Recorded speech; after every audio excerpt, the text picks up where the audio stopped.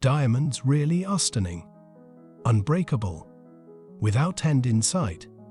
That's also exceptionally rare. Diamond engagement rings are the ultimate symbol of commitment and love for a future wife. Indicative of an unbreakable bond between you two. Your love for each other will be as timeless as a diamond, right? Then again, perhaps it is nothing more than a rock. A rock that result for the greatest advertising hoax in history. Try to picture a marketing campaign that succeeds in convincing hundreds of millions of people from a wide variety of cultural backgrounds to part with thousands of dollars for a rock that has no intrinsic value. A promotional effort that makes this stone an integral part of the mythology and folklore of people all over the world. An advertising campaign that successfully associated a rock with the most profound of human feelings. If we're not supposed to, then why do we think we need to spend 2 months' salary on an engagement ring with a diamond? Exactly why do we feel pressure to surprise our future wives with diamond engagement rings? What is it about a diamond ring that makes so many women want one? This is how diamonds came to be. A tale of deceit, sneaky advertising, and the gullibility of the general public. Let's get the facts straight about diamonds before we investigate the greatest marketing gimmick ever. Contrary to popular belief, diamonds are not extremely rare. There is a plethora of diamonds. Around the world, there are mines brimming with diamonds. In a diamond mine, you can walk around and step on millions of sparkling stones. Since the massive discovery of diamond mines in South Africa in 1870, diamonds have never been in short supply. Diamonds suddenly became available in large quantities. The British investors who set up the South African mines understood that diamonds' worth was tied to how rare they were. In particular, given that diamonds themselves don't have much worth, they were forced to merge all of the diamond mining operations into one giant corporation called De Beers Consolidated Mines in order to achieve dominance in the industry. Where are they trying to get to? Handle the supply and demand for diamonds.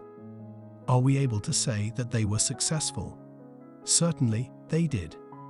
Even though there are diamond mines in South Africa, Botswana, India, Russia, Siberia, Brazil, China, Canada, and the United States, people around the world continue to believe that diamonds are extremely rare. De Beers has been able to artificially inflate the price of diamonds by hoarding the majority of the supply and releasing it in a steady stream to the rest of the world. They managed to persuade the general public that diamonds are exceptional by incorporating the idea that they are rare into their advertising campaigns. Diamonds can't last forever. Even though diamonds are the hardest naturally occurring substance, they can be easily broken with a hammer. When describing a material, it's not enough to simply say hard or tough. It usually comes as a big surprise to people when they accidentally chip their $10,000 diamond ring. People think their diamond ring will last forever because they've heard the saying diamonds are forever, but in reality, diamonds degrade into graphite over time. The slogan "Diamonds are forever" was part of the most successful advertising campaign ever. Diamonds were losing their value in 1938. It seemed like every day a new diamond mine was being established somewhere in the world. Supply and demand did not balance out. With a monopoly on diamond mining, De Beers Consolidated Mines needed to find a way to boost demand for the precious stones. They required an advertising push. This advertising push would eventually top all others in terms of revenue generate. At a meeting with the advertising firm NWA's, Harry Oppenheimer, owner of De Beers at the time, discussed ways to boost demand for diamonds. The goal was to convince people that diamonds are a symbol of undying devotion. And the bigger and better the diamond, the deeper the expression of affection. Without a recognized brand name, advertising was impossible. The single objective was to link diamonds in the minds of consumers with passionate love. Hollywood was their first intended target. Ayers set up shop in Hollywood, and lavished diamonds on movie moguls who hired him. The diamonds were given to the film's producers in exchange for positive publicity during the film's runtime. What they were going for was the idea that a man should give his woman a diamond as a surprise. After all, if the lady was consulted about the diamond chosen for the ring, she might have very different preferences. Some of the earliest examples of product placement in television history occurred here.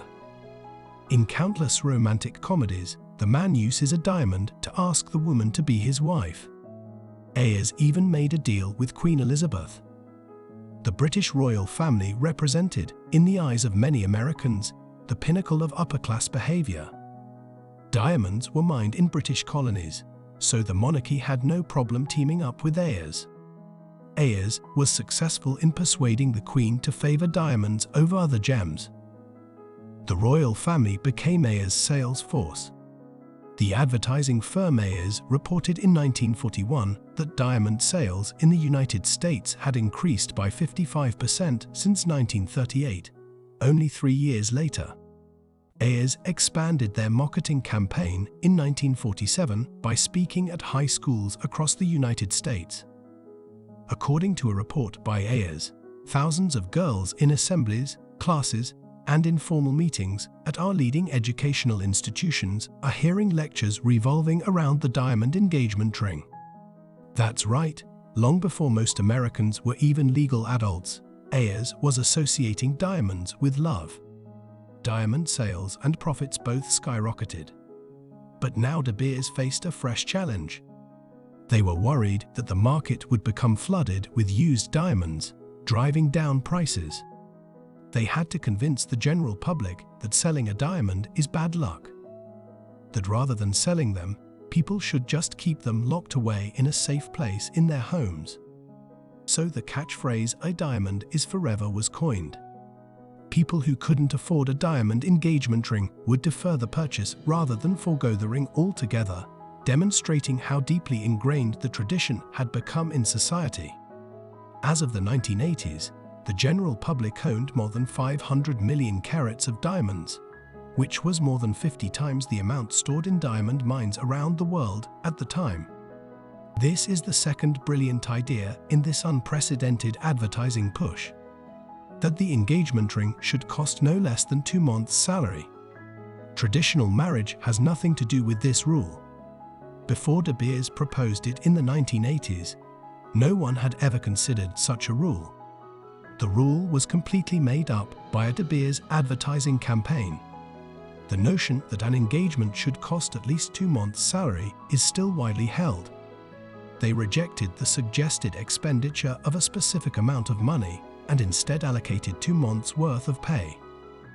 This is such a brilliant idea because it can be used in any situation. Anybody, rich or poor, can afford to spend 2 months' salary on an engagement ring. 2 months' salary doesn't seem like much when compared to the cost of a lifetime of happiness. For the simple reason that a diamond is forever. Laboratory-created diamonds pose the greatest threat to the diamond trade.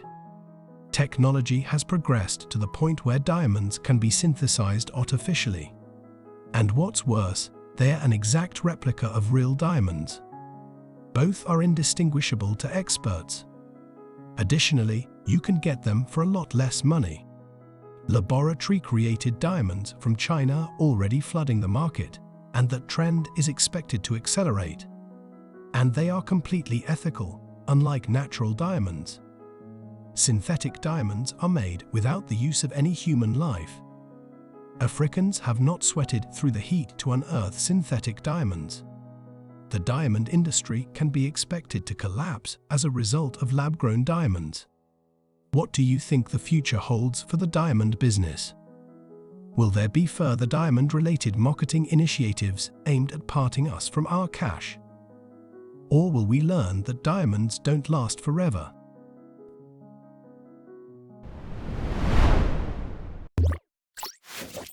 Please let us know if there's anything in particular you're interested in watching. If you like our videos, please subscribe and share it with your friends.